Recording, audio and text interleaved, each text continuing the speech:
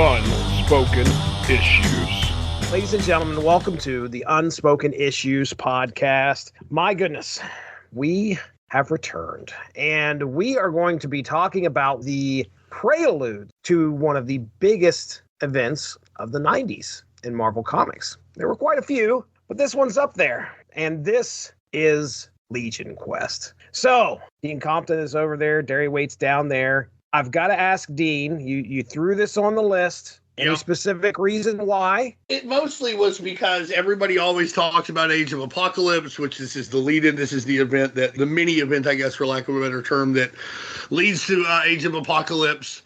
But it very rarely gets talked about, and after reading it, I goddamn understand why. It's not that great. You don't really want to talk about this.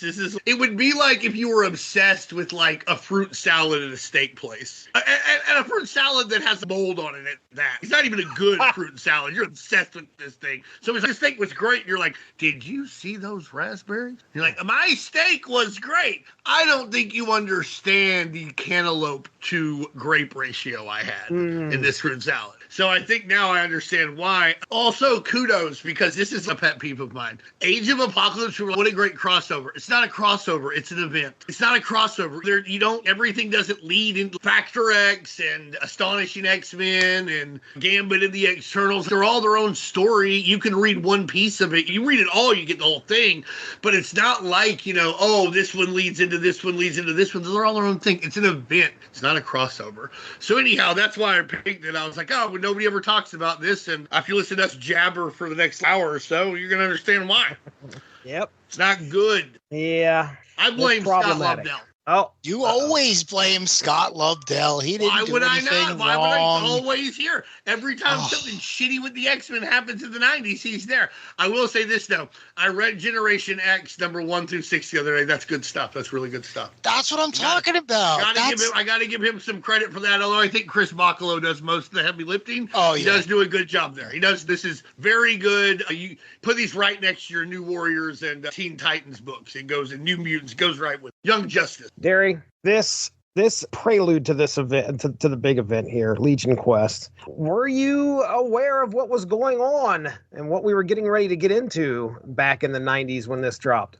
Yeah, I was getting the X-Men titles at the time, so I didn't read the entire thing because I don't even know that back then I knew books came out every month, but I definitely had read parts of this series, and then when Age of Apocalypse rolled around, I was like, oh, that's what this was leading into. I was genuinely shocked when that happened.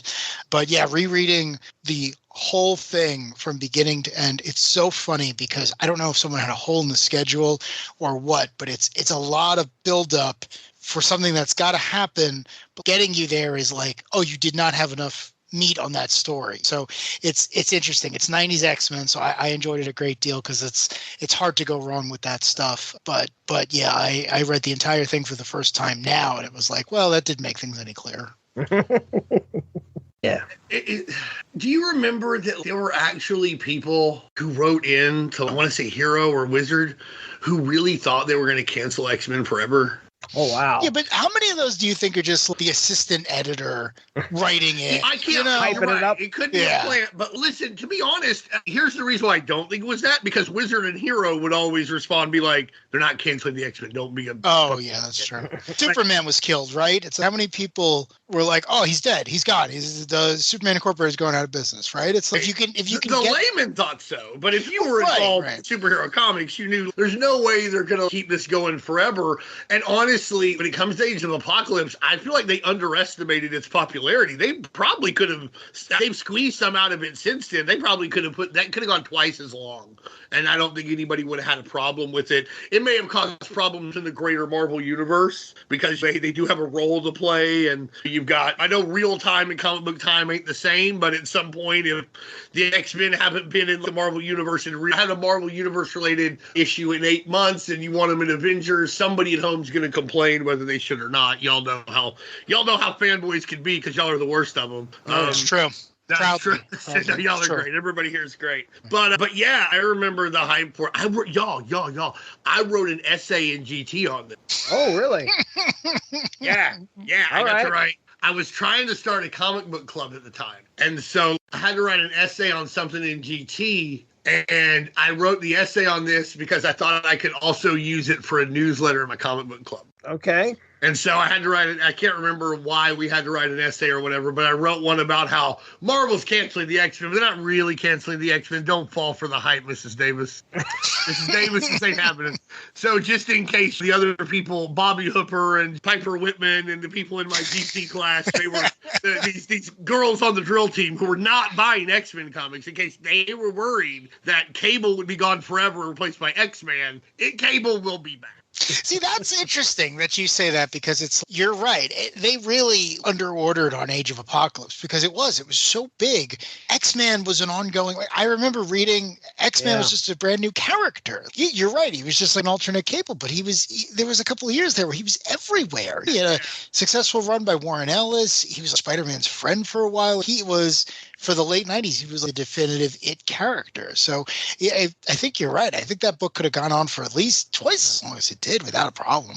Yeah, Stephen Grant was really good on X-Men as well, and he's not somebody we normally associate with the X quarter of the Marvel Universe, but I really like his stuff there. I will say that the premise for how we're going to get there, as explored in these books, it's been done before, but I was excited to kind of see it in comics. We have, if anything, I would probably compare it to Terminator 2 or the Terminator movies, where somebody's going to go back in time and kill somebody in order to change the events and make a better future. Well, of course, for Skynet, it was just to make a future for them.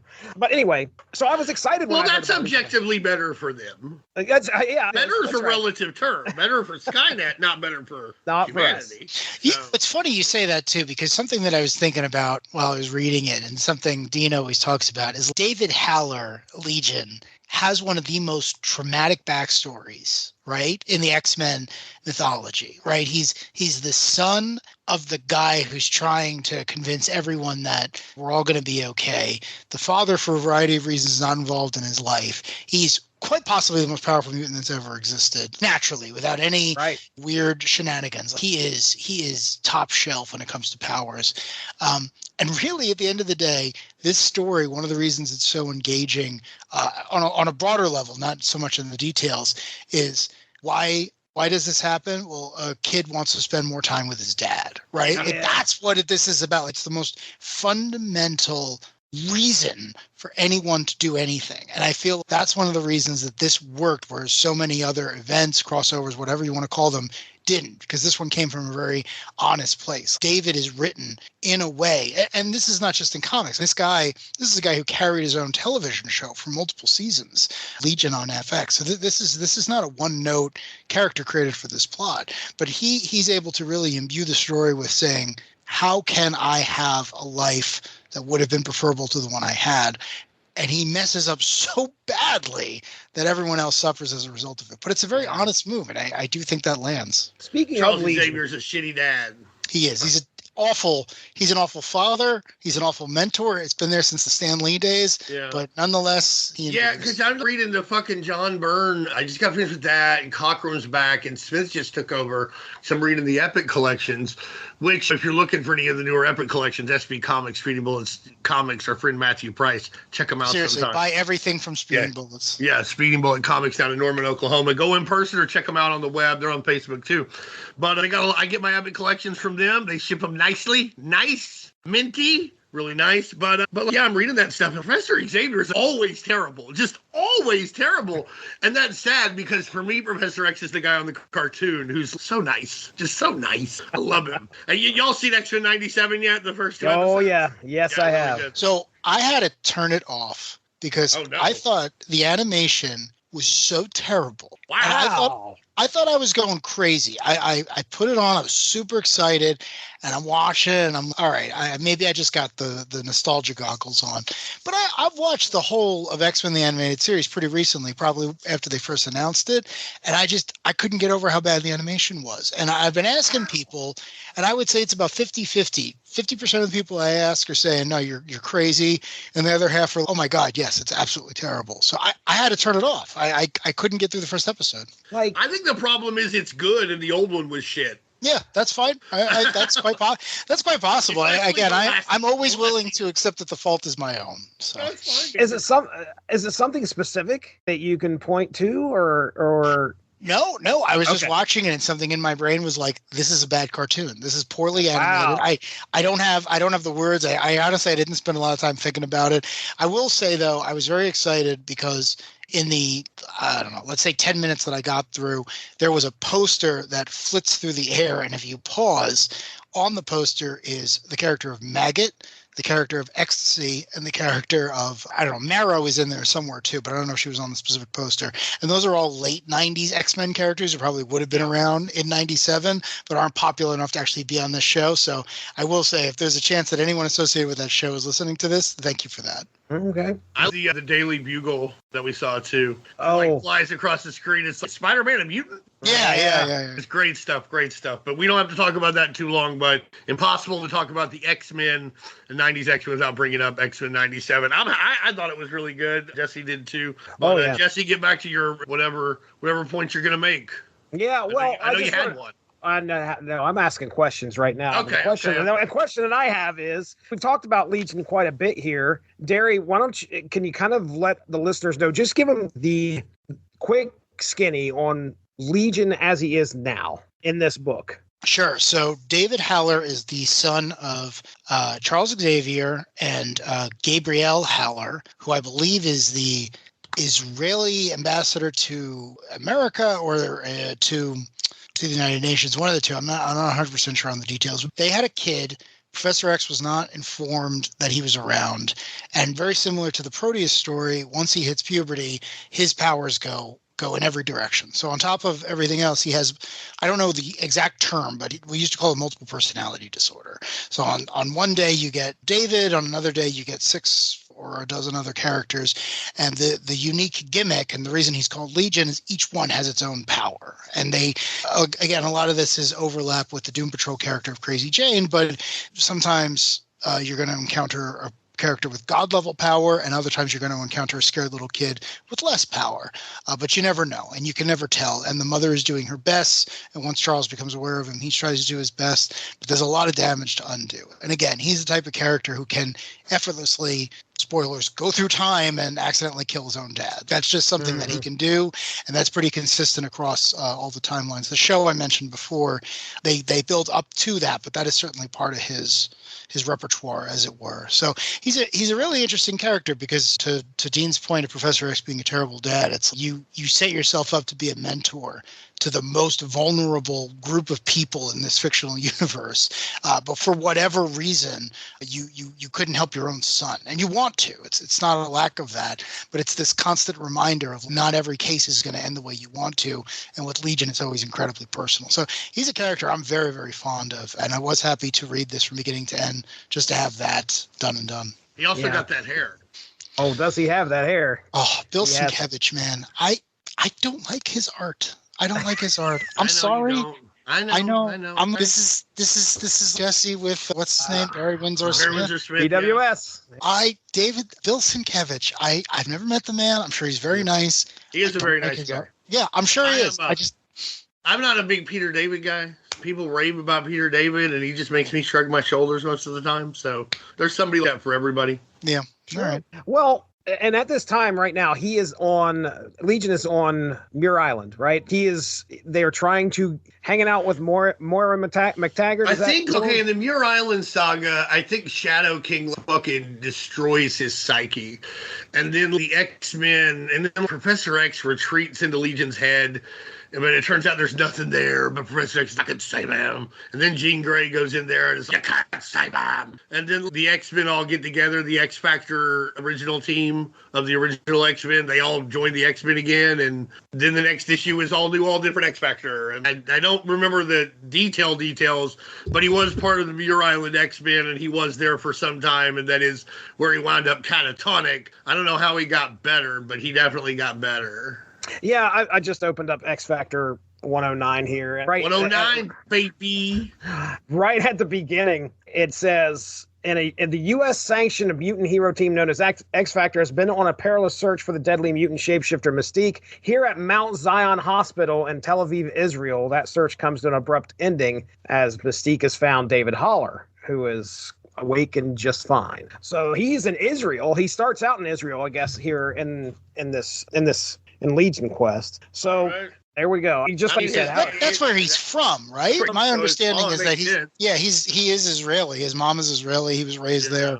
He didn't meet his dad until he was much older. So I think that's just home for him. Also, let's talk about the fact that Professor X was doodling with her head. He was her doctor, and then they hook up. That ain't right. You ain't supposed to do that. So he's not just a bad parent. He's also a bad doctor. Congratulations, Professor X. You know, well. It's the Hank Pym thing, right? Let's hear it. It's so well accepted that Professor X is admirable but not always good at this, that it's not just one run, right? It's just a lot of writers go back to this and say, man, you are not a villain, but you are not the world's most noble person. And I kind of like that about him because, again, I don't think he's doing it to be malicious. And I do think people throw it back in his face. And I think that he's constantly looking for that opportunity to become better, right? He was raised not in a hyper wealthy family, but the Xaviers are old money. That's well established. They've been around for a while, and he can hide his power, but he has access to the information of everyone, right? Nothing can hide from him. He's the most powerful psychic that's ever lived. So the fact that he does these things and they don't always turn out great, but he keeps trying. And when people throw it back at him, he's mostly what you're right.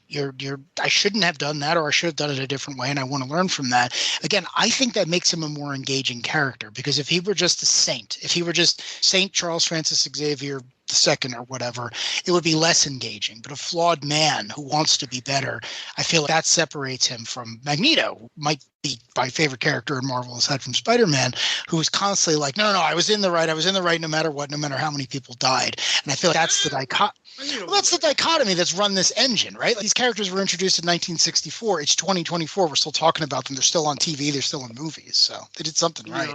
Yeah. Well, what I want to do here. Right, though. Without a doubt. Yeah, I read great. I'm not saying that he's ever done anything wrong, but overall his philosophy is just, we look at history and it's correct. Minorities that don't fight back get assimilated or eradicated. And that's it. I read a social media post once that said something along the lines of, unlike other villains, why do people often say, no, Magneto really is the protagonist of his story? And it was something along the lines of, well, in real life, ever since the Reagan administration, it's been difficult to point at him and say, well, you're wrong. Right. I think about that a lot. Yeah. And Modi in India, and Thatcher in Britain, and Abe Shinzei in Japan. You could go on and on. What was he wrong about? Well, he tried to kill a bunch of people for they weren't lining up their nuclear missiles to tickle him, now were they? I think the key is Magneto is a very good antagonist and villain, because you can absolutely, no questions asked, see where he's coming from. But the reason he's the villain of the story 99 times out of 100 is he is okay doing to others what was done to him. So I do think that's important, because, again, it shows Magneto could very easily be the protagonist of an X-Men story, and has on many, many occasions. In fact, I think he might be on the team right now. But the fact that you always come back to that last little part is why it's so good. The movies nail this, where most of the time you're following him for most of the film, and then he's just like, okay, now we have to kill all the humans. And it's like, wait, what? No, don't do that. That's bad. But again, you see where he's coming from because of what he's lived through, of what he's seen, of over and over. How many alternate futures has he been shown where his people are either in camps or being wiped out? You look at him and you're like, all right, on a bad day, I get where he's coming from. So again, I feel like that's why he's such a compelling rogue. And again, Magneto is my favorite X-Men. He always has been. Well, let's talk 109 here real quick of X Factor. I'm going to get that out of the way, and then we'll hop into the first two parts of the main story. So X Factor 109, story was called The Waking, plot by John Francis Moore, script by Todd DeZago, penciled by Jan Duursema, and inks by Al Milgrom. Letters by Starking / Comic Craft. That's right. You'll see them all over in the 90s here. All right. So really, X Factor 109, tensions are escalating. I kind of already talked about this. Mystique has shown up. She's seeking revenge on Legion for the death of her friend Destiny, which there is a confrontation clearly between the two of them. X Factor intervenes to prevent Mystique's vendetta, but she manages to evade capture, prompting Wolfsbane to pursue her. Meanwhile, Legion collapses, expressing a determination to rectify some past wrongs to his mother. Gabriella. Mystique rendezvous with Avalanche, but their meeting is interrupted by Val Cooper and X Factor, leading to a chaotic skirmish. Mystique employs diversionary tactics, culminating in a showdown with Forge, whom she blames alongside Legion for Destiny's demise. The situation intensifies when Legion intervenes, transporting Mystique into the Mindscape. Despite X Factor's attempts to apprehend him, Legion escapes, leaving behind a promise to set things right. So that is kind of the prelude to the prelude. And now we'll get into the first two parts. That's biblical as hell. Mystique's going to fucking kill Legion because he killed Destiny. That's some heavy shit, bro. I said first two. I want to do the first three. And then, yeah. So, all right. So our first story, our first issue was X-Men.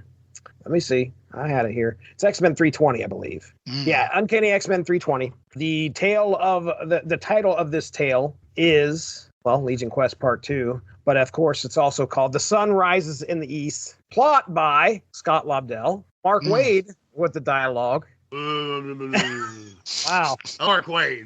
I was going to say, Wade, we know how you feel about Lobdell, but Wade, you good. Yeah. Well, I got some bones to pick with him. Don't you worry about that. Bones? What bones? What do you do now? With this story, personally. Gotcha. I mean, there's some stuff that I didn't hear, but as a person, he seems like very, very nice with great conviction. He is wonderful. Nice guy. Roger Cruz, pencils, Tim Townsend on inks, and Steve Busolato on colors. Bill Oakley lettering. So in this issue, the X-Men respond to a distress call from Gabrielle in Israel, where Legion has manifested a powerful black dome. Gabrielle reveals Legion's newfound control over his powers. That's right. Legion now he's David Haller. He's not all of the personalities that make him up anymore. He's brought that all together, and it's made him massively powerful. So she also explains that he has intentions to alter the past here. Storm leads the X-Men to go in and confront Legion, but he proves too formidable, transporting Storm to a pivotal moment in her past before swiftly returning her to her present, which was rough. That was hard to watch. Legion hints at altering history, sparking a confrontation that sees Bishop's intervention and a subsequent time travel event involving Storm, Iceman, Bishop, and Psylocke. This is the kind of thing. Legion thinks he's the good guy. Legion thinks what he's doing is good. He is going to epitomize the dream.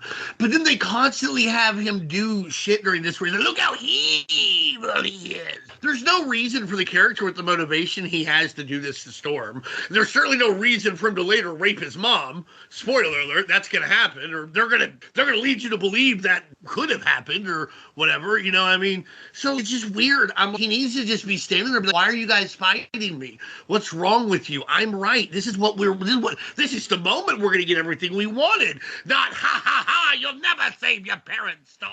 It's weird. It's contradictory for the character's motivation. It's possible the thing is though, when you have a mentally ill person, it's easy to, well, he's mentally ill. He's not unwieldy. He's just doing things from moment to moment. But I think that's a cop out here. I think they really should have leaned more into he thinks he's right, and by God, he might be. Yeah. I took the whole Storm interaction as and that's the way they kind of spin it off. He's wanting to show her that there are moments that have occurred in the past with so much weight to somebody that wouldn't you do anything to change that? Now, granted, he could have went about it a whole different way, but he shows her and then brings her back, and he's like, now what would you do if you had the ability to actually do what I just did? If he could do that anyway, why isn't he already back in time? Why is he fucking with anybody on here? The only thing I can think of is that I blame you, Scott Lobdell. He's doing anything he could do to get somebody to see his point of view. That's the only thing I can think of. That's fair, and that makes that. I'll buy that more than the cop out. He's just doing mean shit because he's mentally ill. He's reaching out for help. That's what he's really doing. He wants someone to agree with him, recognize him, say, "Hey, you're worthwhile. This is a good point," and maybe actually even stop him. And he may not know that at this point because mentally ill people, being a mentally ill person, if you listen to this, crazy as hell, got PTSD and OCD and bipolar disorder and probably some other alphabet cereal from Post that they're going to dream up soon. But you do that. Sometimes you do prolonged stuff. You'll tell people you're going to commit suicide instead of just doing it. I don't mean to be that harrowing, but that kind of thing. You're going to tell somebody you're going to cut yourself instead of just doing it, or about something mean or terrible you're going to do. So I'll buy that more than just, he's evil, so we showed Storm the bad stuff. He's also a kid. That's the other thing. That's a fair point too. Yeah, he's not supposed to be an adult. He's not 20 years old, right here, somewhere around there. I guess, but the way I'll still say he's a kid. No, I'm just saying no. Yeah. I just mean it's not like he had a normal life and he was exposed to all this different stuff. He, for a variety of different reasons, the story goes out of its way to establish it. He's not experienced with the way the world works. So he's a kid and he's damaged on top of everything else. So again, it's this fear, right? It's Professor X dreams of a world where everyone gets along. Or but this kid hit puberty and now he's God. It's how terrifying is that? If we don't raise him in just the right way, he could ruin things for a lot of people unintentionally, and in this case he just happens to ruin it for Charles. But it's a good case study of what the X-Men are really trying to do. Think about this too. You're saying how terrifying it is. Your dad is the world's foremost expert on mutants. To most people, he's, if not God or Jesus, the Holy Spirit of mutants, if he's a mutant, right? It's way up there, the Pope, something like that.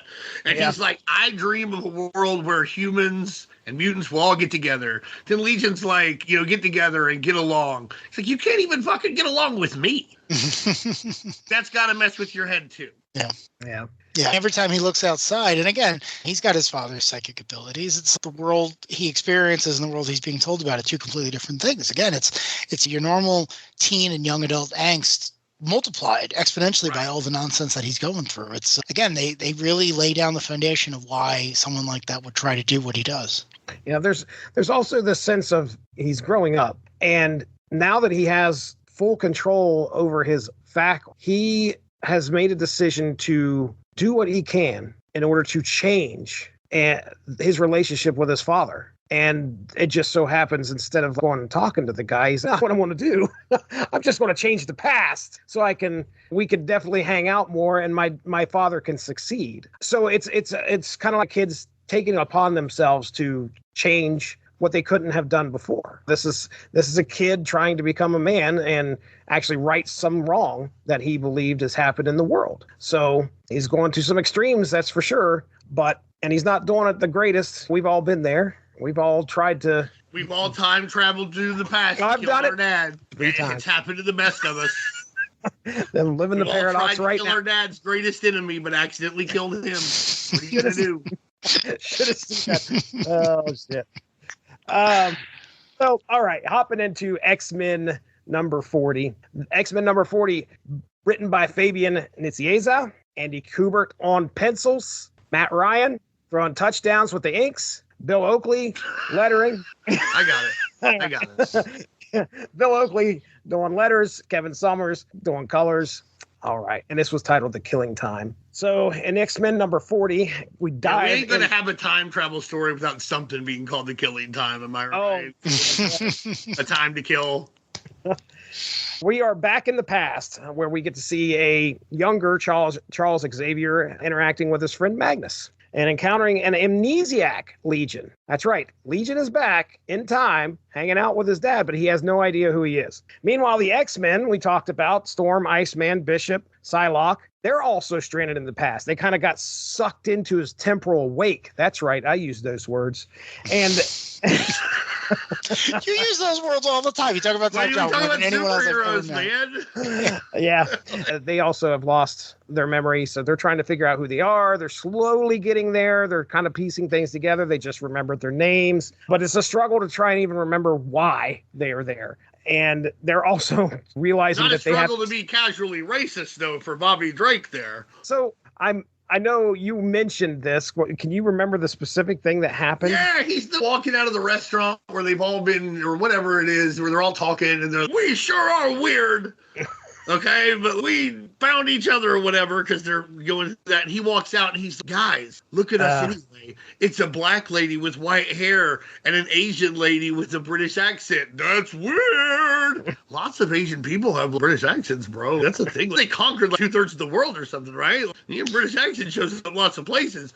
And then the white Boston, though, so he doesn't understand how the rest of the world works. Oh, he's from Boston. There's no way he can be racist. The most racist. No, the opposite. I'm saying he's almost certainly racist because he's from Boston. Of course. Oh, sorry. I thought you were taking up. We're like, well, he's from Boston. Well, then, yeah, I've seen the banners they pulled down at Fenway Park sometimes. Yeah, exactly. I'm not saying every Red Sox fan or everybody in Boston is racist, but there's a reason. Well, you might be, but there's a reason that every sports league, when people are like, what's the most racist city? It's Boston. Again and again and again. NBA, MLB, a lot of prominent black people do not like to play in Boston because they think the crowd's racist. And so that makes a lot of sense. Bobby Drake, racist, just talking about how a black person could never have white hair. I saw a black person with white hair today on my Facebook. What the fuck are you talking about? Asian person can't have a British accent. What the fuck, Bobby? Shut the fuck up. Or Bobby Drake. All right. It's not his fault. It's not his fault. It's Fabian, his last name. Because of all the things you can do, you're like, oh man, I don't know how to handle Iceman. Oh, I'll make him casually racist. He could have said a bunch of other shit. He could have said it. He could have been, look at the clothes we're wearing. Psylocke is dressed like she's going out with fucking Kelly Bundy. You don't wear that in 1963. The other things fucking point out, but that he goes for their race, that's fucking weird, man. That's racist. You don't have to do that. Unless he's making a comment about Bostonians not all Bostonians, but Boston culture, in which case, well done, I guess. But it didn't really come across that way to me. I forgot about my bone to pick with Mark Waid in the first issue. I'll come back to that one. Oh goodness. Yeah, okay. All right. So yes. It's even more inside baseball. Wait, y'all just look out. Now in the present, Rogue and Archangel locate Jean Grey, who had been at the center of that storm. Archangel. Yeah. She had passed out, I think, after the battle, when Legion ended up teleporting. So she wakes up and she shares what happened. Teleporting. That's right. Time. Not just teleporting. Time. I don't want anyone to get this wrong. He didn't just go across the street. He didn't Nightcrawler this shit. But no. Doctor Who did. He bamped his ass backwards in time. Right. A capital B on that bamp. Seriously. So Jean Grey, she shares what happened, and of course Xavier at that time kind of reaches into her mind to see what happened. Cable ends up showing up here because they've reached out to him. Yeah. Hell yeah, my man. There's some time travel involved. They reach out to Cable. Cable shows up. However, his ability to travel back in time is a little bit limited because of some. I can't remember what exactly he said. There's some kind of event. In his own book, his time travel stuff has been destroyed, and it's at the bottom of the ocean. Okay. All right. And then Lalandra of the Shi'ar Empire arrives, and she is telling them that Legion has caused a big problem with this isn't the McCran crystal that's going nuts. It's just some type of crystallization wave. No, I think it is. No, it is the Imcron. It is the Imcron. Is it? Okay. All right. Yeah, he's fucked with it, and it's causing that to happen because he's fucking undoing reality. Which, can I point out that this story breaks Marvel time travel rules? How's that? Because they will say, with every other time somebody pretty much travels or whatever, time travels, they're like, oh, well, if you change stuff, like in Marvel 2-in-1 number 50, Thing goes back in time and gives himself the serum so he's not the Thing. But then when he comes back, he's like, oh, I'm still the Thing. It's like, oh, you can't do that, Ben. It doesn't work. You just made a new timeline. Except this time, when this guy goes back in time, he makes it happen. Except this time. Every other time, we just create a new timeline. Except this one. There other franchises have rules based on the nature of the travel. Because I know what you're saying. You're right. In most cases, Marvel and DC would just say, "Well, no, it's the second you went back, you created an alternate reality." And right. Which is actually how we understand when time travel will work when we get the energy to do it. But life based on string theory and quantum mechanics. Yeah, of course. But the other way too is you can do if you have a sufficiently powerful way of doing this. You can do it non-deterministically. And that's kind of how I viewed Legion, right? Legion, the Phoenix, Franklin Richards, the Beyonder. There's a certain tier you get to where I like to say you're basically the eraser on the end of the pencil, right? David Haller was going to create the Age of Apocalypse. So he's got Infinity Gauntlet style power. Yeah, that's my way of looking at it. Somewhere between there, it sounds. That's what you're saying. Yeah. All right, I can buy that because when you get cosmic enough, you can fuck with shit. And if he's approaching that level, then I can buy that to an extent. Yeah. It's still kind of wonky though. Can we all agree? I agree. Listen, I'm sure if Mark Gruenwald were still with us, he could tell us exactly how time travel is intended to work in Marvel Comics. But yeah, I just looked at it as, all right, one of his abilities has the ability to break the time travel rules. Because you're right. They often say, well, no, you just created an alternate reality where that didn't happen. I can think of half a dozen stories where that's the case. But yeah, and this one, it has to be that reality because that's how we get the AOA. Right. Okay. Yeah, and I guess you could also explain it. There's a reality that goes on when he goes back in time. Maybe his power isn't even necessarily that he killed his dad. It's that he rearranged reality because he can kind of do that too. And that would be if you go back in time and then rearrange reality, maybe it's more than just going back in time and doing something, which I understand is rearranging reality in its own way, but y'all understand what I'm talking about on a more cosmic level. You just kind of turn your hand and now ducks are anvils. Ducks are anvils now. That's yeah. No, it's not what I would do with cosmic power, but it can't be ruled out that I'd get to it. The other thing that I like about Legion is oftentimes he doesn't even know he's doing something. He's trying to be as purposeful as he can, but it's again, I go back to this idea of he's a young person raised in isolation, terrible relationship with both of his parents. Oftentimes he's like, I'm going to try to do this. It's like, well, you're not going to because you have powers that no one understands except for possibly your father, and he wasn't around enough. So it's fun too to watch. He quite possibly could have changed everything because the way AOA ends too, it ends with the Age of Apocalypse being an alternate reality that you can now visit. So maybe he went back in time and he created a distortion field that said, well, no, this is going to be the present. And then at the end of the storyline, when everything quote unquote reverts, it snaps back to the way it's supposed to be. And now AOA is its own thing. So you could look at it that way too. Again, only Gruenwald knows for sure.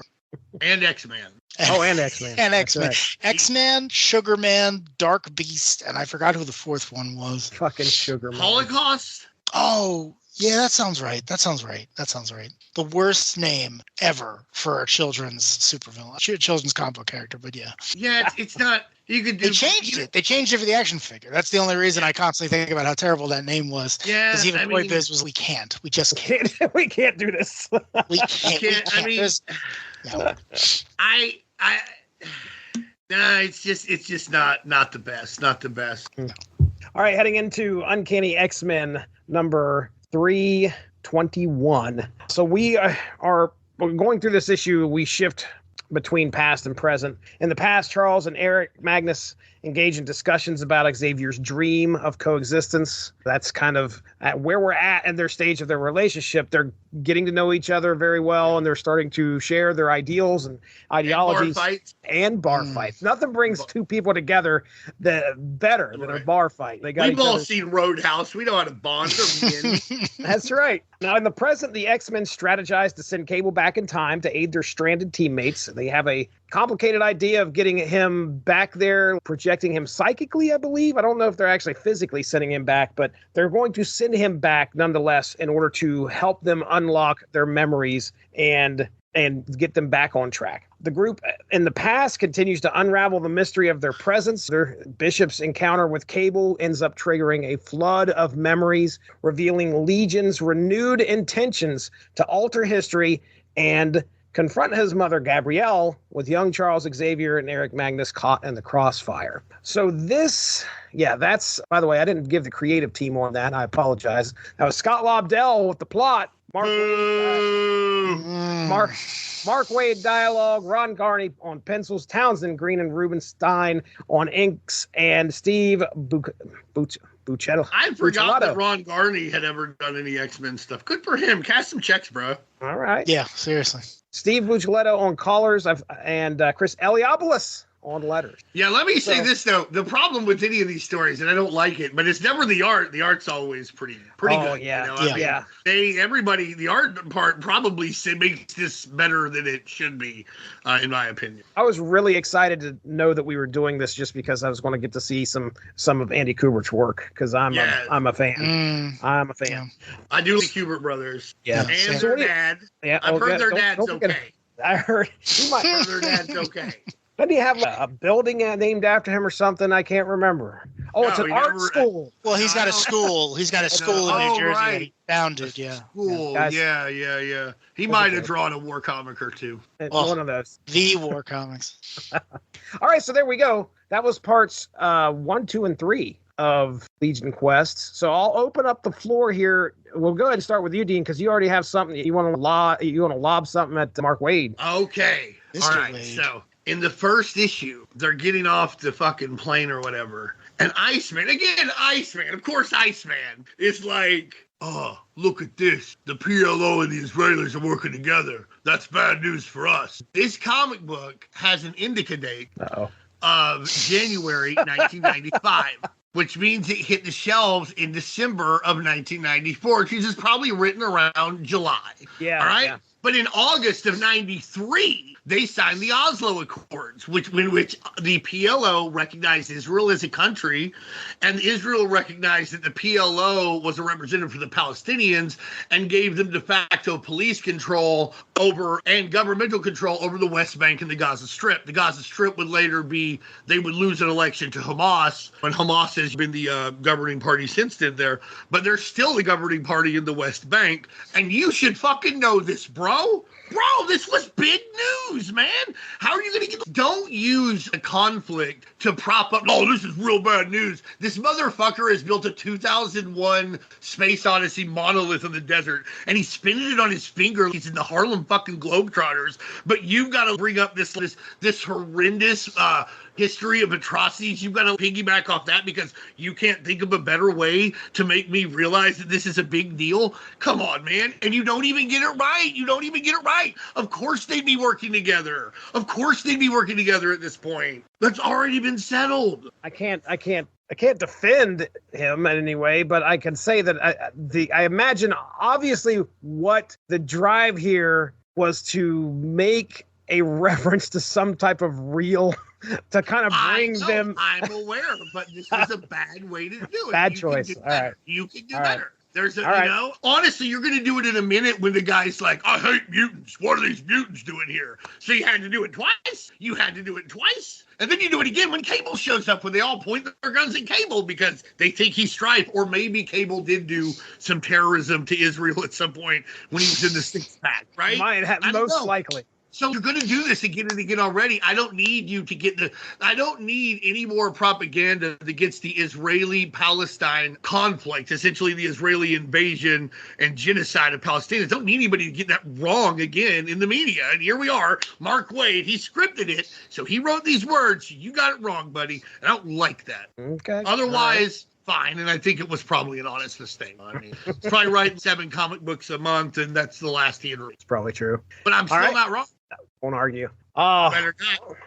What's so these first 3 issues? What are you thinking, Dean? Aside from Mark Waid's boo boo there, I just don't. Okay. I just don't find. I think that there's a lot of things that just seem to be happening because they need things to happen. I like some of the Xavier Magnus buddy pal. That's fun good to see. Right.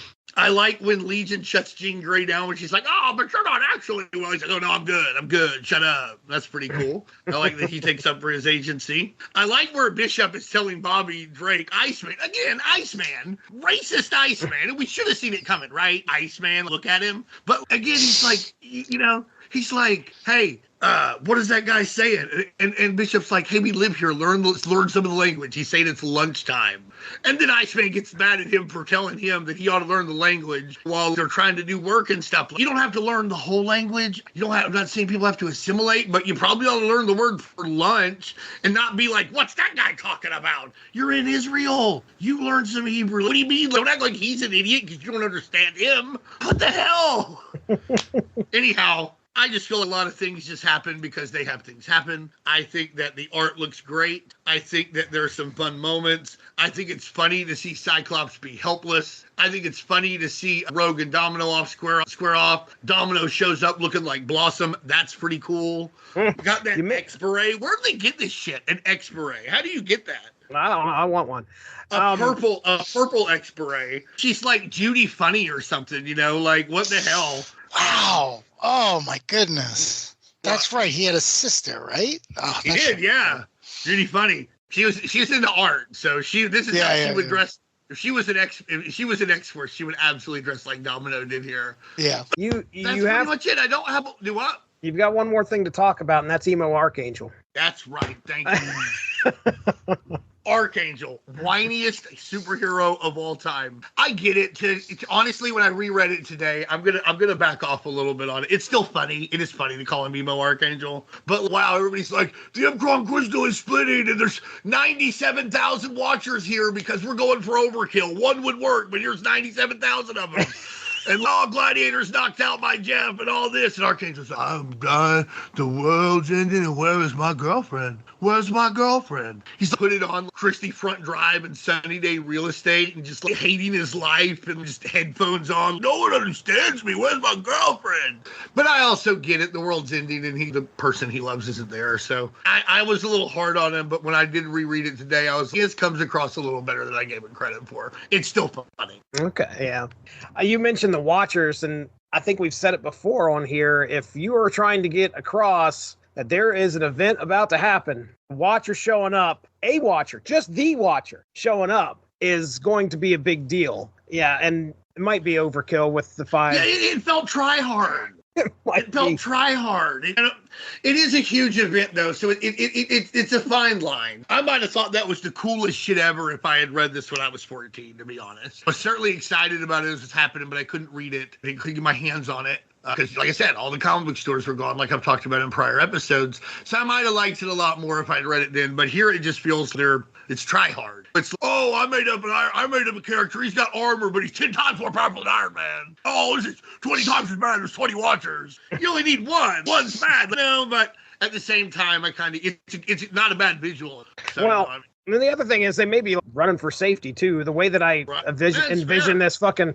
crystallization happening across the galaxy, it's just making its way inward to the point of origin, which is going to be Earth. So everybody's like, fuck, where the hell do we got to go to get out of the way of this thing? Right. Crisis on Infinite Earths, anti-matter bubbles that are expanding. That makes sense. I can see that, too, for sure. But I do think that, I do want to say this good. I think that it can be a little confusing now, but using the Uncron crystal is a stroke of genius because it makes it easy to undo it, and it gives them an instant MacGuffin thing in the Age of Apocalypse because that's how they get everything back to how it's supposed to be. So really bright to use that piece of X-Men lore that, for the most part, up to this time, nobody had really messed with the Shi'ar for the most part, other than the X-Men. They were in the Avengers for a little bit, but Bob Harris was editing X-Men while he was writing it, so you can still keep that tangential connection to an extent. So I think that's a really smart use of the existing cosmic mythology that's associated with the X-Men. I think a mistake we make too often, that we see too often with these type of things, is you'll have something that's not historically associated with the characters that are driving the action, and I feel that can sometimes, feel ersatz. The Uncron and the Shi'ar being involved, that felt very natural in this corner of the Marvel Universe. So I will say something positive after I took a big dump on everything. Joe Mad cover for part 1 of this on the y'all saw the reel I made, right? Yeah. Right. Yeah. Right. I'm making those reels too. Those reels are badass. I don't care. Good stuff. It is good stuff. I love seeing the interaction on them too. Man, I mean, I can't say much more good things about the art here because I was really, for a story that really, as far as action goes, let's see, what do we get? Mainly, there's 2 or 3 big things that happen in this story. One is the battle between the X-Men and Legion and Israel. And then in the past, there's not much that happens other than to the lead up to the last issue, really. There's the bar fight. And then, be fair, Magneto makes that wheelchair. Yeah. Oh, does he? Off panel, though, I like doesn't that it? a lot, though. I think it shows a very important side to Magneto's character. And I was talking to Emily about Magneto yesterday. We were talking about his role here, and one of my favorite things about him, though, is you're like, oh, he was going to kill all the humans. One of my favorite stories is an X-Men classic backup where Chris Claremont writes it, where he's in a fire in a hotel in France, and while he's asleep, it's reminding him of the fire that killed his wife, and he wakes up and he hears people screaming, and he saves them, but they're not mutant. And they're like, oh, thank you, what can we do? He's like, in the morning, when the papers ask you what happened, you tell them the awful terrorist mutant Magneto saved you. Because he has more of a heart than you would think. But I think that was showing it right there, that this is a guy that ultimately he wants to protect himself, but there is a lot of himself he'd also like to give, you know. As far as power level goes, Legion, as we have said, is off the charts here. This guy finally has got full control of all of his mental capacity, and he is able to do what he wants to do. But it's neat how they kind of hamper him by throwing the whole amnesia angle, which is almost kind of cliche. They can't remember what they're there to do, which almost kind of annoyed me a little bit. But we got through it quick enough, in my opinion, to where Legion finally remembers, oh, okay, yeah, this is what I'm supposed to do. And the rest of the X-Men are like, oh, yeah, I'm back here because we need to fight Legion. But yeah, Legion again, I think this is probably the first time. Age of Apocalypse, I think, is the first time I actually ever heard of Legion. I don't know if I was reading anything with Legion in it before this. You guys were talking about the Muir Island saga. I never read that. Didn't read. He was in New Mutants, right? I wasn't reading New Mutants. And then he was in the X-Men that were on Muir Island. I think right when Jim Lee was going over to Adjutant with X-Men and Willis Portacio was going to take over Uncanny. Mm-hmm. You know? So Age of Apocalypse mentioned... You have no excuses. Cyberforce wouldn't be out for a year, bro. Okay? Age of Apocalypse happened, and then I realized that there was a prelude that led up to this, which sounded really... I wanted to read it so bad, and I didn't like the fact that I came in late, knowing what in the world was actually happening. The fact that Legion is going back in time to kill Magneto that would have had me on the hook. I would have been like, yes, I got to see this. I got to see how this turns out. And we're into part 3 of this series. There's no way in hell he's going to be able to succeed, right? Now, were they promoting? I'm sure they had to have been promoting Age of Apocalypse prior to this event happening. Yeah, I remember one of the big things was they showed us Sunfire. Who the fuck do you think this is? The Sunfire in Age of Apocalypse. She's all looks like the sun decided to start charging by the hour to be a dominatrix or something. It's a great look. I'm not even knocking it, but that was that. They would have these. There were these 2 to 4 page inserts. You would turn the page, and it would be the dream is over, and it would look burned on the edges and stuff. And then it would be the Age of Apocalypse is now, and then it would tell you the books that were going to come out. They changed them all. Excalibur changed to Excalibur. Excalibur, yeah. Yeah. Generation X to Generation Next, Astonishing X-Men, and what was the other X-Men title? Amazing X-Men. I want to say. Yeah, it was Amazing X-Men. Yeah, Astonishing X-Men, Weapon X, Factor X, Excalibur. Was it Astonishing? Gambit. What? Was it Astonishing? I think it was. I think you might be right. Yeah, all right, never mind. They had a Gambit in the Externals. Yep. And X-Man. Those are the... Yeah. They did a couple other things, X-Universe and... But that was X-Men Unlimited. Yeah, and they did one book, I forget, but it was like, this is what people were doing. And they were like, I was like, I got to get that because I got to find out what the Punisher was doing. Yeah, that was a good one. That was what were all the rest of the Marvels up to while Apocalypse was taking over the world. And it's real dark, but it's real good. It's a nice what if. Yeah, and then because you see a few of them, you see members of the Fantastic Four and the Hulk, and a few of those folks are getting involved. So it was neat to see what else. The Punisher is part of a monastery in Southeast Asia, and they never hear from him again. So they don't say he's dead. So in my headcanon, man, he's blowing away some Apocalypse goons, right? That sounds about right. All right, Darry, you're up, man. What did you think of these first 3 issues? Well, Dean kind of hit the nail on the head. A lot of unnecessary stuff happens. And again, I know at the time content was king and they were probably all working on this big crossover. That was big. They canceled all these ongoing books. Event. Fine, whatever. But still, I remember going to the store and being like, where's X-Men? It's, oh, you have all these other books. And it's, I don't I don't want these books. What is this? So, but I did get them, and I did end up enjoying them. But this book, it treads a lot of water. When I was reading it, I kept thinking, why did the X-Men go back in time? They don't seem to have any effect. They're there for a while. They're there for like a couple of weeks living in 1960s Israel. It's like, why are you doing, like, what is the narrative reason for this? Like, the whole thing just felt like it was treading water. And then Cable shows up, and it's like, why are you here? Are you just here because it's 1994, 1995, and you're Cable, and you have to be in an X-Men story? I don't know. It was weird. It's not one that I would recommend. It's really one issue's worth of story, maybe 1.5 with the Professor X and Magneto prequel stuff, but it's stretched too thin, and you see it. It's hard to keep the momentum going, and it's unfortunate because it leads into a lot of good stuff, and there's good stuff here. It's not enough of it. Yeah, I would have liked to have seen jumping around in time. It doesn't bother me that much usually, but I would have loved for one issue to focus on what's happening up in the future, and then we've got, or I should say the present, and then another one focusing on what's happened in the past. They mishmash that all together where, okay, you got 3 pages of the present, 3 pages of the past, we're going back to the present, and it got annoying a little bit, but and it doesn't feel like a whole lot happens. They go back in time, they forget what they're supposed to do, and you're just sitting there going, come on, just remember who you are so somebody can get punched. And it's not happening. Wish they would have figured out a way to use Cable to send the team back and punch some stuff, and then the team that's already back there, oh, that's what we're here for. And then the second team, they're only going to be there for 3 hours or whatever. So when they're done, they get zapped back, and then the first team that Legion took back with him would now pick up the thing. I wanted more shit to happen. Right. I don't mind Cable being there though, because he's a time traveler. I get why they'd call him, but he does. I want more. He didn't even shoot. He doesn't shoot any big guns. Where's the big guns? Nowhere. Shoot a big gun. You need the big guns. Bishop doesn't even shoot a gun. It's true.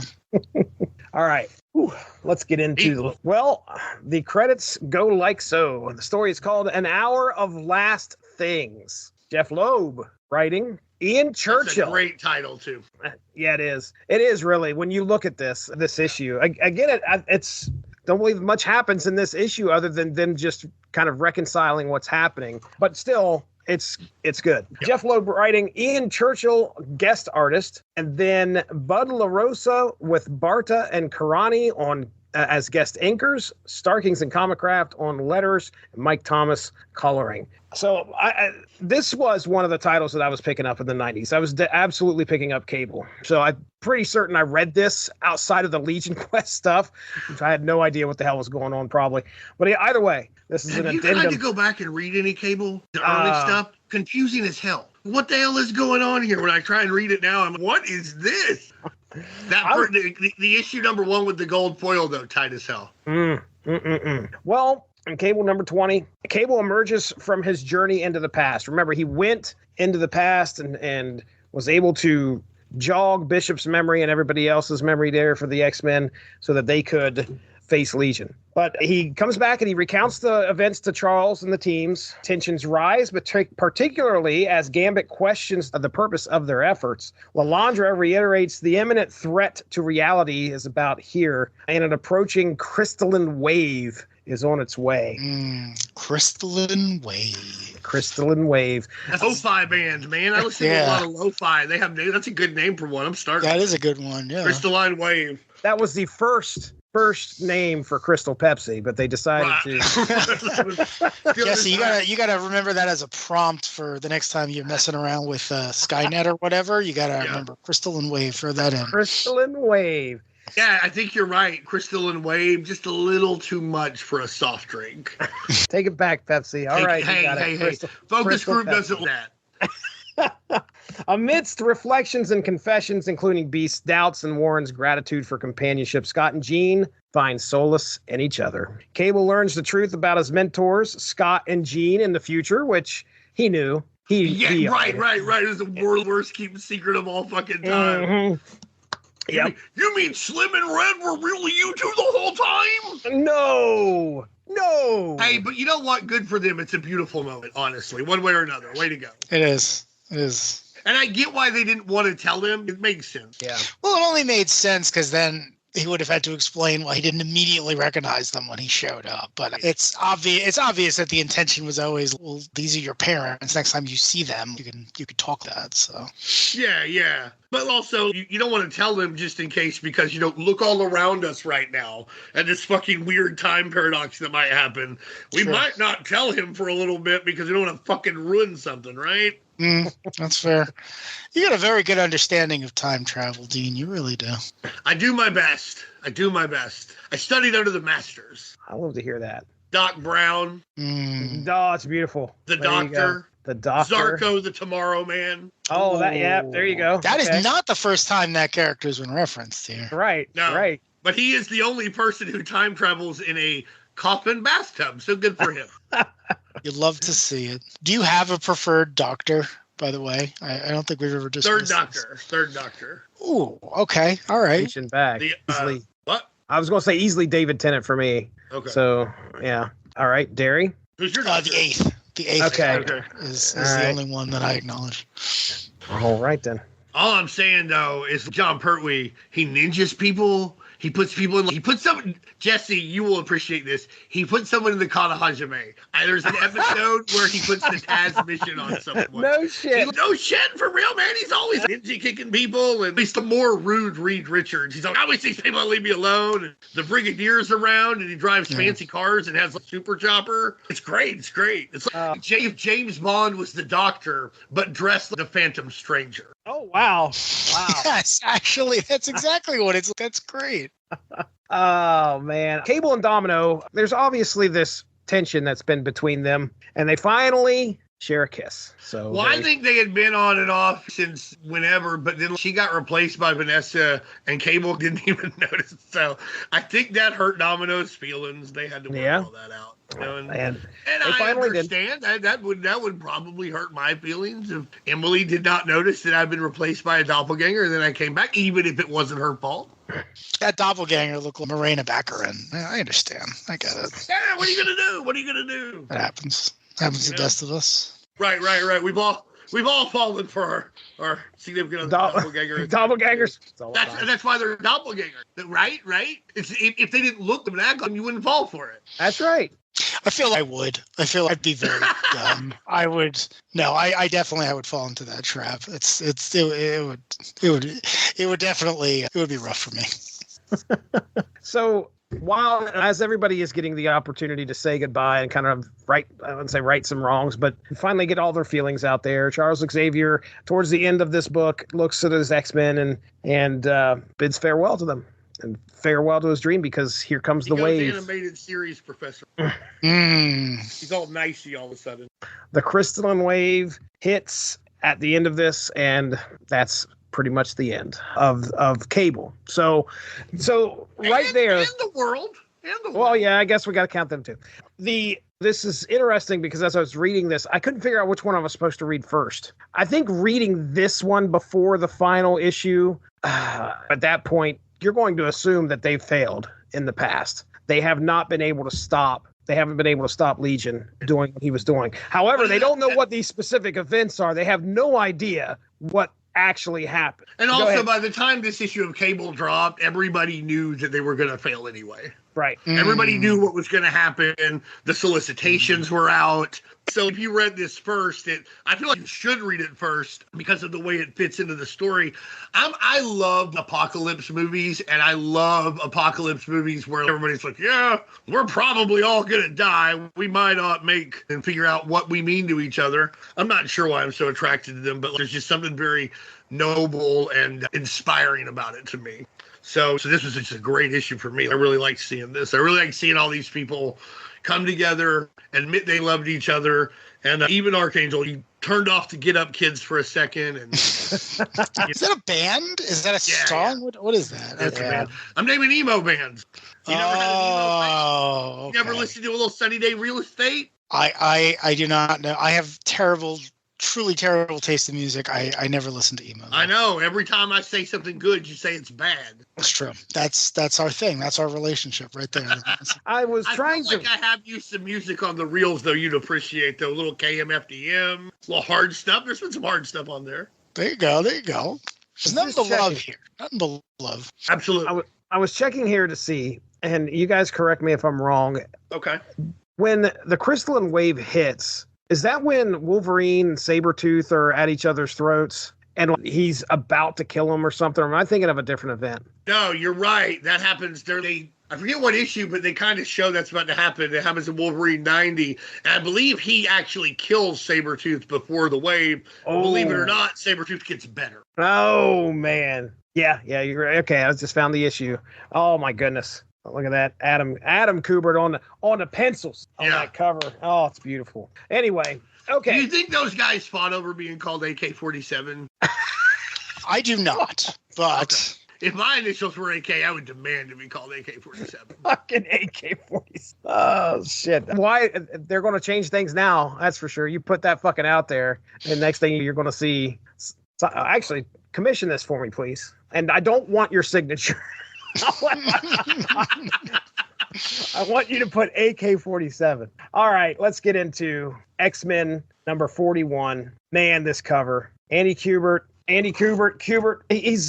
you've got Magneto on the front of this in tatters, cradling what appears to be a lifeless Charles Xavier. What's going to happen in the issue? Chaos ensues. That's what happens as Magnus and Legion engage in a destructive battle. Cable's efforts revive the memories of the stranded X-Men, but they struggle to contain the turmoil. As the conflict intensifies, Psylocke reaches out to Charles Xavier, revealing Legion's true identity as Xavier's son. In the present, Lilandra emphasizes the gravity of the situation. Oh, dude.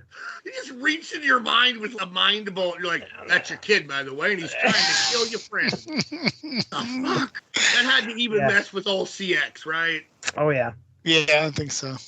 In the present, Lilandra emphasizes the gravity of the situation, warning of the potential failure to prevent the past's catastrophic consequences. Legion's revelation to Magnus about his fate and his intent to kill him to ensure Xavier's dream unfolds horrifies Charles. Xavier's like, no, you just can't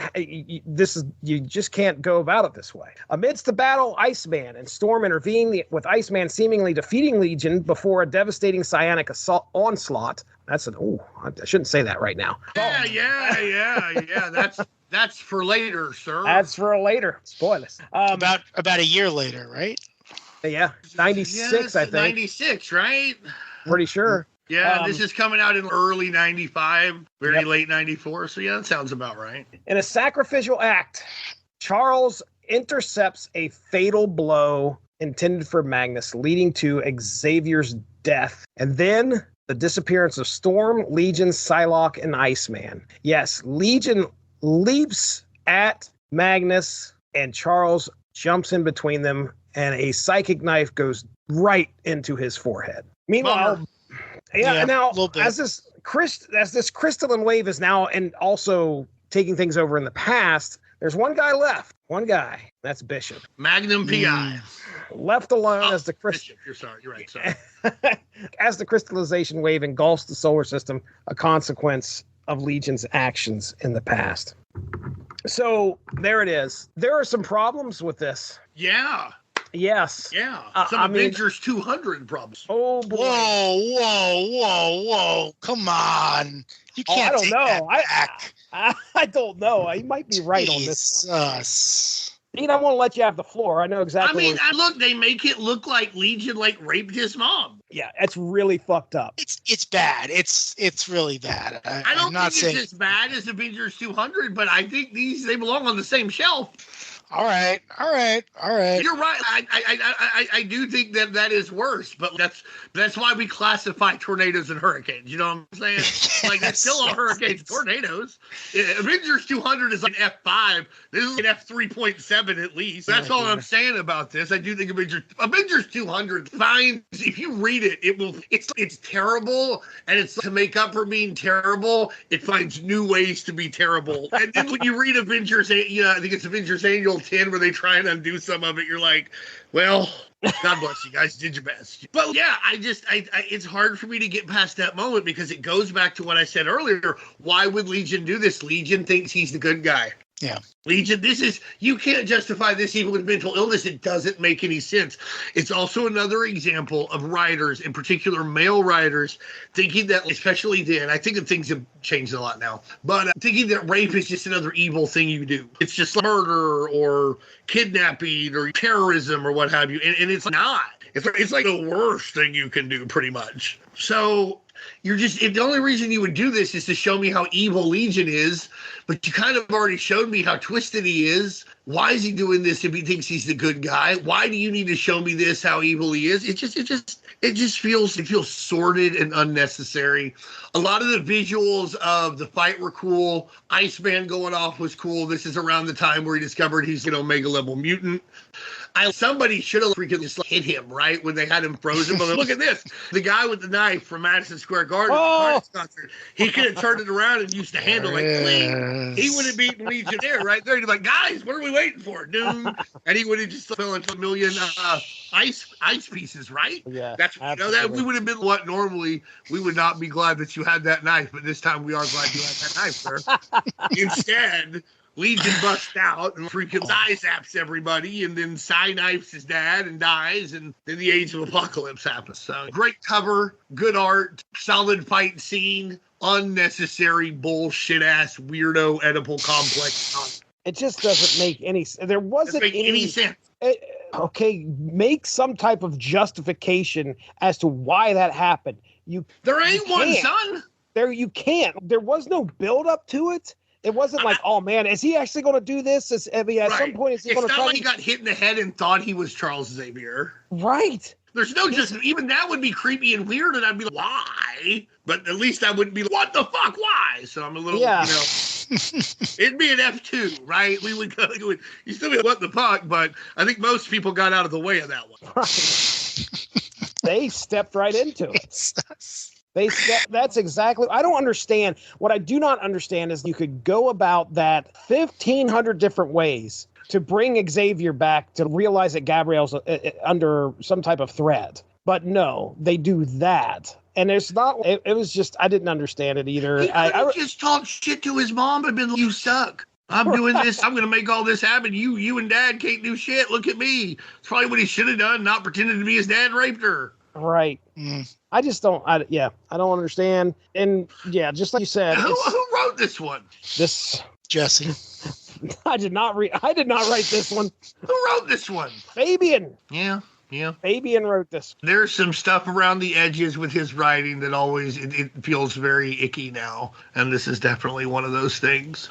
And then earlier we had Bobby Drake, casual racist. So it's true. But we get to this conclusion, we get there at least, which I don't know if I would have seen this coming. I remember reading this for the first time thinking, oh, okay, Age of Apocalypse has started because they kill Magneto, right, and this is how we get to it. And they throw that out the window and decide, okay, no, we're going to switch things up, which I would have loved to have been at the time picking this up and reading this and watching it. I still think the ending to this whole affair is pretty freaking cool. The fact that he actually accidentally kills his own dad, which and when it comes to, it's more interesting than if he had killed Magneto for sure. Right. Well, and also when you use your time travel goggles and look at the story, he's causing a paradox in some fashion by messing with his own killing his own father, and therefore he can't be back there. There's a big paradox now, and that makes sense as to why, okay, we have a big ass crystalline wave coming because this is a bad thing that's occurred. So, all right, Darry, I'm going to give you the floor. So the wave confused me at first because there are so many events in the Marvel Universe that, if left to their own devices, would result in the end of the Marvel Universe. So I was surprised to see that this one was the one that was setting everyone off. And again, it goes back to the nature of exactly what it is Legion can do. And it gives the guys in the present something to do, because it's, we have to fix this before it ends. And then the two stories kind of wrap up in the way that it's, well, he kills his dad by accident and he resets the timeline. But at the same time, the crystal destroys the current continuity, so there was nothing to go back to anyway. And I don't know. I felt like it was two things coming at the same result from different angles, but I don't know. They didn't necessarily complement each other in a lot of ways. I don't know what that added. And it was rough too. I had mentioned this to you guys before we started recording, but That time machine they make in the desert, that is the creepiest looking thing I have ever seen. They're in the BDSM tower, one character restrained and the next in this X pose. It's very weird looking. It makes me incredibly uncomfortable. And again, I don't know. Well, then it's an X-Men comic, ain't it? Yeah, there you go. There's always been, like I said, I've been reading these older ones. There's always some very odd sexual undertones in X-Men. There isn't all of superhero comics, if we're honest with ourselves. But in X-Men, there's certainly a little wink, wink, nudge, nudge, say no more, say no more. And I think there's a little of that here. Yeah, that's fair. Well, that's fair. But yeah, no, not too much. I said before, it was kind of hard to be engaged in this one. But I will say that I just have so much nostalgia for the time period that it was nice to read, and it was nice to see all the characters and what I think of as the way they should be. Not that I'm against any other later iteration, but I was reading this and it was my old friends, and it's very similar to the way I know a lot of people are enjoying the current X-Men 97 show. So it just took me back. I'm such a sucker for that period of time and that franchise in particular that it wasn't bad, even when it's not necessarily what I want it to be, even if it's just treading water a little bit. It's still something that I greatly enjoy. And these issues are in my collection. They're not going anywhere, and I'll definitely reread them one day. Just taking a look through. I won't. You You got a lot of little hills that you will absolutely die on, though. I just kind of shrug my shoulders. Honestly, I do not die on every hill. I used to die on every hill. All right. I used to, but I don't do that so much anymore. But when it comes to a book that has the undertones of it's a parable for racism and sexism and transphobia and Islamophobia, homophobia, etc., sexism, maybe some of this shit shouldn't be happening. It's kind of weird. So I'll die on more hills for X-Men stuff than I normally would, but all in all, I will read the Cable issue again, though. Okay. I love that Cable issue. I thought that was great. And I will flip through every one of these again because, again, the art is incredible. It is. And as far as the Cable issue goes, Ian Churchill on art, man, I'm a fan there, too. Just slightly underrated, if you ask. Looking Churchill? at... Yeah. I'm a fan. I'm too, but I feel when we talk about artists in this time, he's just a little overlooked. Not a ton, but just a little. Well, if you're talking about art at this period, I'm sure a lot of people fall into that category. Just for sure. We're talking about. Go ahead. I know. Listen, we're coming off Image, the Cooper brothers, Mad. There's so many top tier artists. The rise of Jai Lee and Stephen Platt. Yeah. In a couple of years, we're going to be in that manga, hard into that manga era, and art's going to look completely different, but there's going to be no shortage of just top tier, incredible artists for the time, some of which are still working today. So yeah, I agree. I love Churchill, but it's hard to look back and say, well, yeah, of course you were overshadowed. You were good at what you did, but you weren't a superstar, not the way your contemporaries were. Gosh. I mean, it happens in all kinds of things. You go back and you look at even somebody who is good. It's easy to forget how good Scottie Pippen was because Michael Jordan was so great, and you saw him at the same time. Frank White. Who did he wrestle for? I know you know who these people are. I'm kidding. You're not getting me.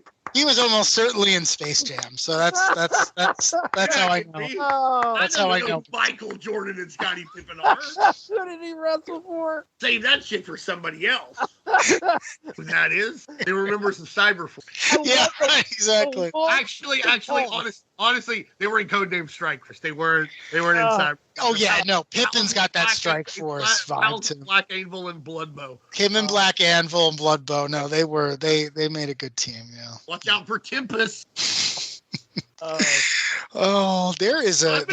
through my Cyberforce book. I got the first one. I did not realize that Heatwave is the leader of the team and not Stryker. Apparently, Stryker is the bad boy. Yeah, Stryker's the Cable, but Heatwave's the Cyclops, right? I always assumed Heatwave was in charge. Yeah. I never read any of the ongoing. In the miniseries, it feels more like Stryker's in charge. But when you read the ongoing, Heatwave is in charge. He's the Cyclops of Cyberforce. He's the Cyclops with the Leonardo. Listen, you know that dumbass? I'm the dumbass here. Well, listen, I don't think Heatwave had his own McFarlane Toys figure or statue or whatever. Stryker and Ripclaw, man, they were the ones we cared about. And Cyblade, I love a good Cyblade tchotchke. I think he got a Mattel. I think he got one of those little Mattel ones. Oh yeah, I think you're right. I think part of that series. I think you're absolutely right. I think I had an Impact of that. Yeah. Impact's the best. Impact's a great look. It's what if we gave Colossus a perm and then just double down on it. Eddie was metal, and he's all right with I mean, really metal. Big metal. Just so much metal. Denser. If Colossus was the lead singer of Cinderella metal, you're talking about that metal. Oh man! In this book, we have an ad. In the last issue, we have an ad for the upcoming Age of Apocalypse #1s. I'm just going to throw them out there. You guys feel free if you want to jump in and say anything about them. We've already talked about what they were, most of them anyway. But X-Men Alpha #1, $3.95. Chromium cover. Yeah, chromium cover. Wrap around, baby. Wrap around. Yeah. I saw that. By the time I realized that had come out, my LCS had already pulled it and put it on the wall, and I wanted it so badly. I think I've got 3 copies of it now, but I wanted it so badly. Yeah, it's one of those things that was $3.95 at the time. I don't know if you'd pay $3.95 for it now. No, absolutely not. There's nothing there. There really isn't. Those covers didn't even age well. Not really. Did they make gold ones of these as well? I know they did the Onslaught ones. Oh, that's a good question. I can't remember if they did or not. But I know they did the Onslaught ones later. I'll check it out later. Yeah, that feels like a peak. Like Onslaught was the same year as the Marvel bankruptcy. That gold, that feels like we're staring down the face of Chapter 11. What do you got left? Type. Right. I believe there's also an Age of Apocalypse ash can that you can pick up. That I have. Yeah, no, that is a good one. Yeah. I think they were really into ash cans for 5 minutes. I think we could thank Hero Illustrated for that because they started putting them in there, and then all of a sudden Marvel was put out these 75-cent ones. And I know there was that one. There was a 2090. Well, 2099 one came with Hero Illustrated. There was a Punisher one, a Fantastic Four one as well for sure. Probably a couple others that There's a War Machine one. That's right. I got my hands on it, and I thought it was the rarest comic in the world. Oh my goodness! Right. Listen, I cannot wait. You don't know what it is? Yeah, Ashcan. I don't know what that is. Yeah, Ashcan. I can't wait to see what entertainment this month wants for this next month. It is going to be. They're going to put this under a hot in red all cap letters with 5 exclamation points after it. That's what's going to happen with my X-Men Age of Apocalypse Ashcan. Oh. Now, those are $5 now. You got to give $5 for that. Oh, yeah. Easily. No questions asked. Factor X #1 by the creative team of X Factor in this new story, The Radical Mutant. Radical Mutant, Scott Summers, betrays his father, Mr. Sinister, the leader of Factor X. Well, smart move if you ask me. Yeah.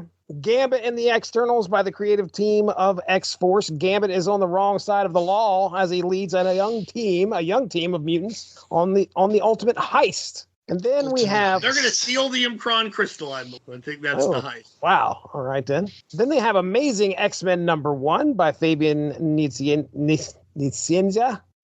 They spelled his name wrong in this.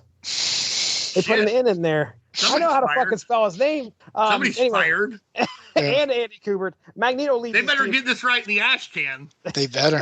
That's true. Magneto leads his team of mutants against the Madman Apocalypse. Glossy paper! ! Good for him. Astonishing X-Men #1 by the creative team of the Uncanny X-Men. Magneto rallies the team for one last attack against Apocalypse. Glossy paper. Right. Astonishing X-Men. Yeah. No, you were right. They reused that one later. Yeah. Generation. I don't know if they come back to Amazing a whole lot or not. Do they?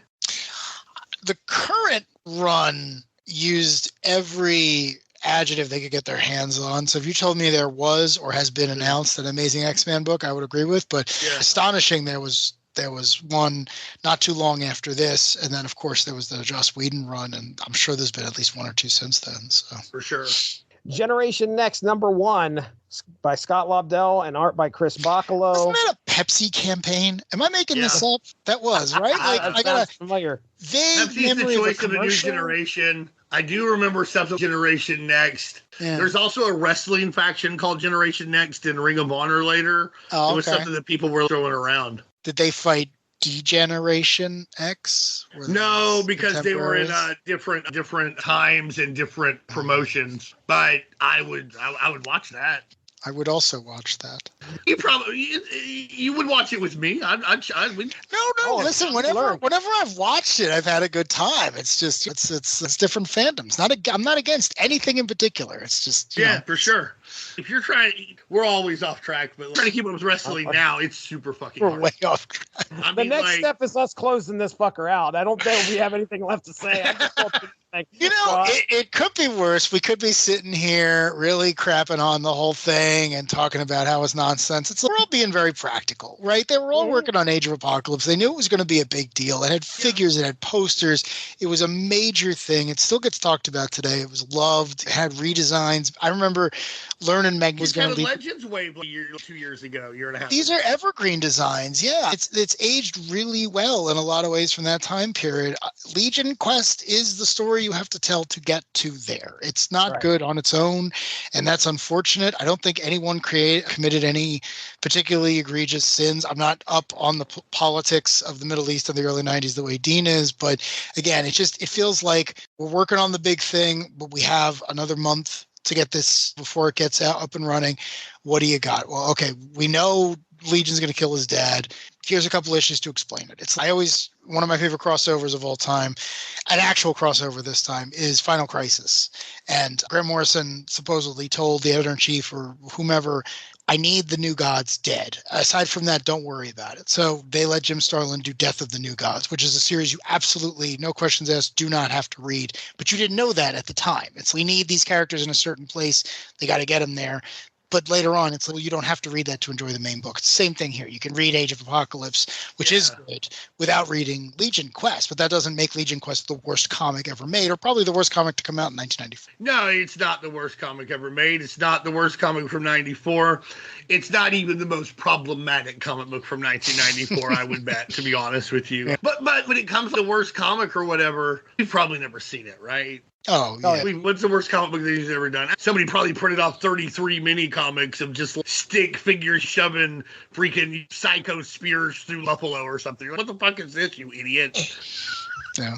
Listen, I always go back to the same thing. It's like the worst comic to the three of us, if you're 12 years old, right, and you read it and it's got some love behind it, it's got something you can connect with, you're going to love it. It's as simple as that. It's a lot of these things are objectively terrible, but you'd be surprised what someone's got a fondness for. And it's easier to talk about something you love than something you hate. Absolutely. And someone loves Legion Quest, and I want to make it very clear right now that there are better things for you to love. But you're absolutely entitled to love it. I can understand how it would scratch a great nostalgic itch now. The art's beautiful. There's a couple really cool wow moments, a couple really touching moments. Yeah. And these are your friends, so it's nice to see them get together in the times we do see them get together. And I would go back. We talked about it briefly, but I just want to double down. The scenes with Professor X and Magneto when they're young men, they're great. And they really do a good job there. Yeah. And this is before the movies, where that was the backbone of the whole thing. X-Men First Class, that's literally what the movie is built about. It's you have to understand how close these two men were, which is why the struggle in the current time is so bad. And it's the same thing here. When you meet these characters, they're the best of friends. They're brothers. And the short bursts you get of seeing, well, what are you talking about? Why would I be fighting him in the future? That's nonsense. He's my best friend. It goes along way of showing why this relationship works so well. It's Thor and Loki, right? It's this type of thing where you have to be that close. You have to be that intimate with each other emotionally to have such a powerful rivalry. If not, it doesn't really land. So again, because the opposite of love isn't hate, it's indifference. Right. Exactly.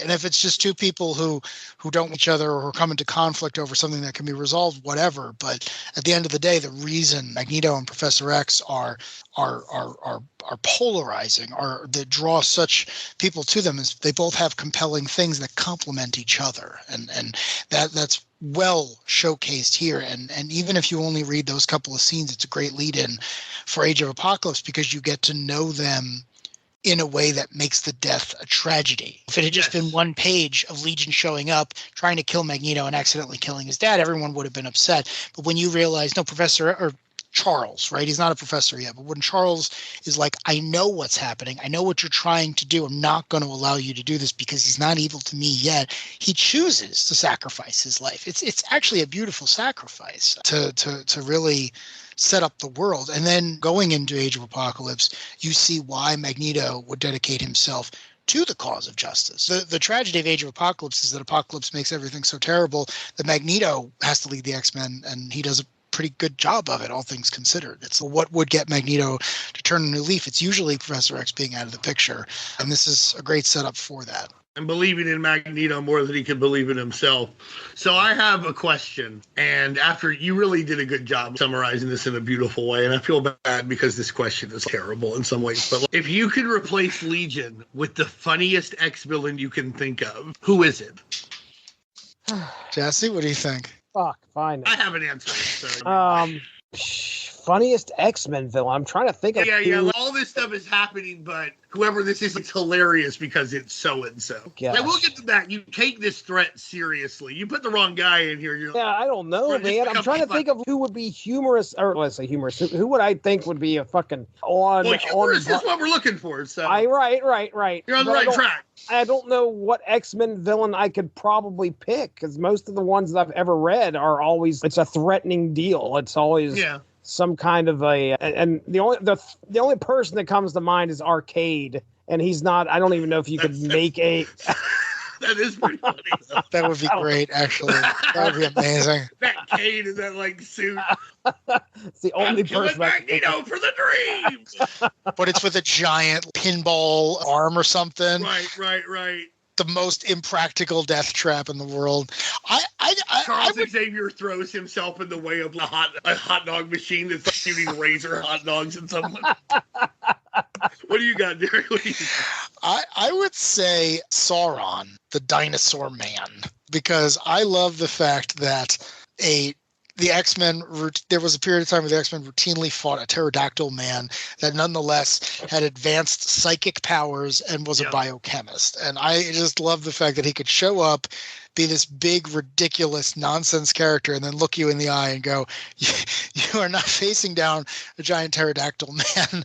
Please calm down and allow me to drain your life essence or whatever nonsense he did. So what he does, Yeah, I would love to swap him out just to see how they could make that work. When done right, he's terrifying. But the visual in and of itself, if he just crackled through the lightning to the past, or he's in the bed and he doesn't, I don't remember who I am. He's just throwing his wings up.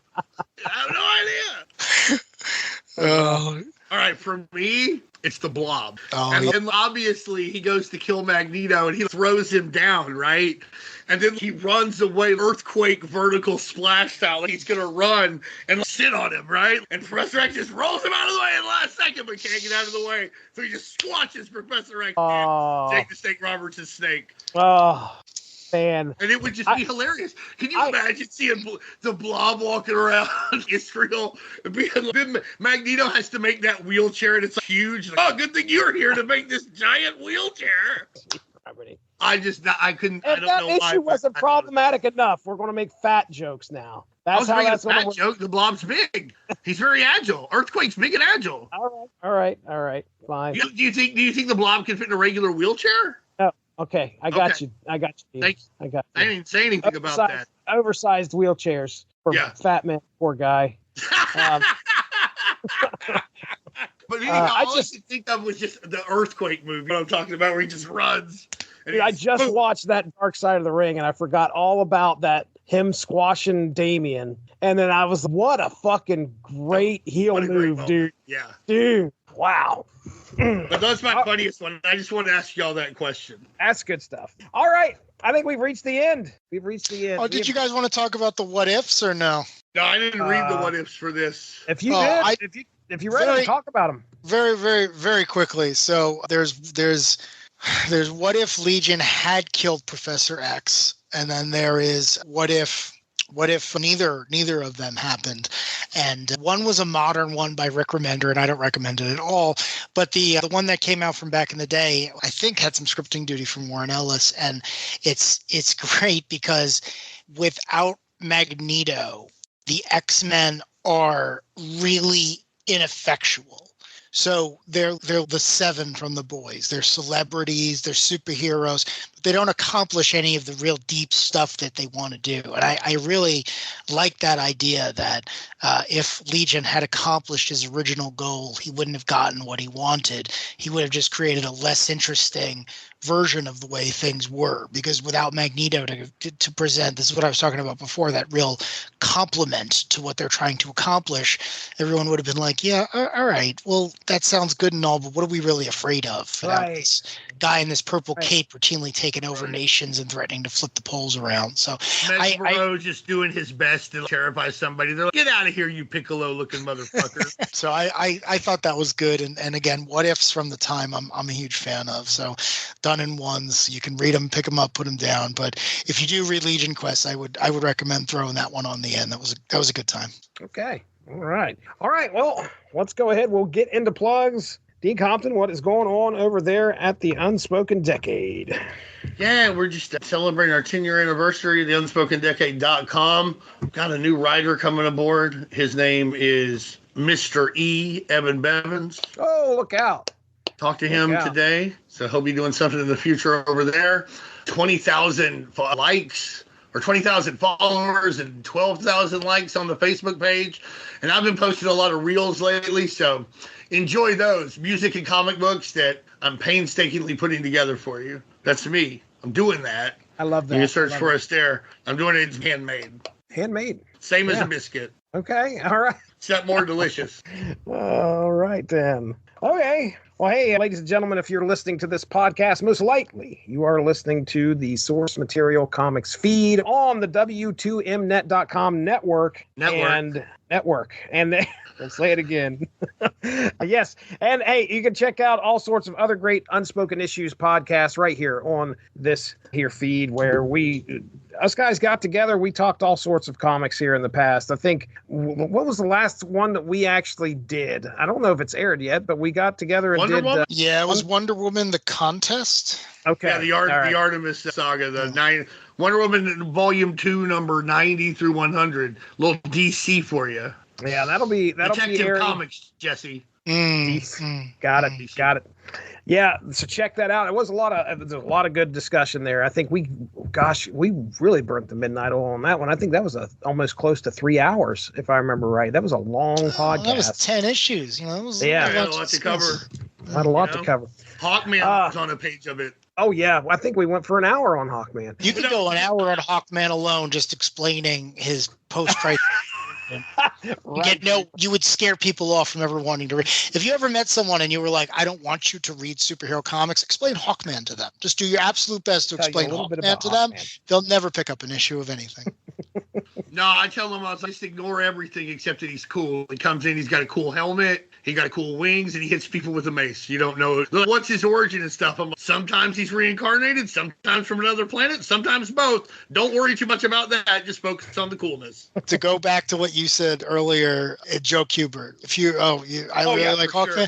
Just read all the Hawkman by Joe Kubert. You're not going to care about his origin once you see him that stuff. Yep. From the 40s through the 90s. A lot of Hawkman. A lot of great stuff. You can also check out, we have a show called Source Material where we are talking just comics of any era. And recently, Mark Radlich and myself got together and we talked the Mask comics. And this is not your Stanley Ipkiss from the films, I'll tell you that much. It is a violent, bloody affair in The Mask, and The Mask returns, and The Mask strikes back. We had a lot of fun discussing No Mask Lobo?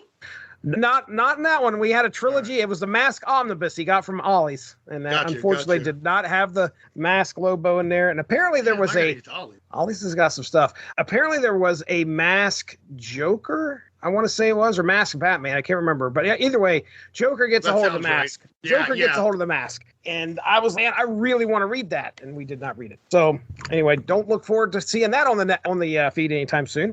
It may be some point in the future. All right, we're getting out of here. That over there is Dean Compton. There's Darry. I'm Jesse Starcher. Have a good one. Bye-bye. Thanks for joining us. Unspoken Issues is part of the UnspokenDecade.com, the home for 90s comics, blogs, and podcasts. Unspoken Issues also has a Facebook group you can join if you are interested. Just search the Unspoken Issues podcast and request to join. All of this would not be possible without w2mnet.com, so make sure to seek them out for more podcasts. If you enjoyed what you heard today, please feel free to share, and we look forward to entertaining you again soon.